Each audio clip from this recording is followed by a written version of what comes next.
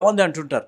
కానీ నేను చెప్పే మాట ఒక స్టాటిస్టిక్స్. 800 కోట్ల మంది జనాభా, 800 కోట్ల మంది జనాభా ఉన్న ఈ ప్రపంచంలో 500 కోట్ల బైబిల్స్ అమ్మబడ్డాయి అంటే మీరు ఆలోచించండి.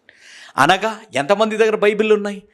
500 కోట్ల మంది దగ్గర బైబిల్ ఉన్నాయి అనంటే మీకే తెలుసు. ఇంకా దానికి నేను గురించి వివరించే అవసరం లేదు.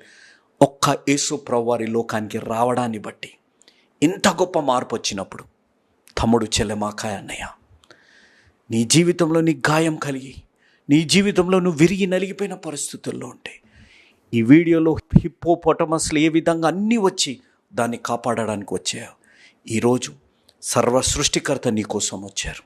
నీ జీవితాన్ని మార్చడానికి వచ్చారు. నీ గాయాన్ని మాన్పడానికి వచ్చారు. నువ్వు ఆరిపోతున్న జీవితాన్ని వెలుగులోకి తేవడానికి వచ్చారు. అదే దేవుడు ఈరోజు నీ జీవితం ద్వారా నీ కుటుంబాన్ని మార్చాలని ఆశ కలిగి ఉన్నారు. ఆ ఒక్క వ్యక్తిగా నీ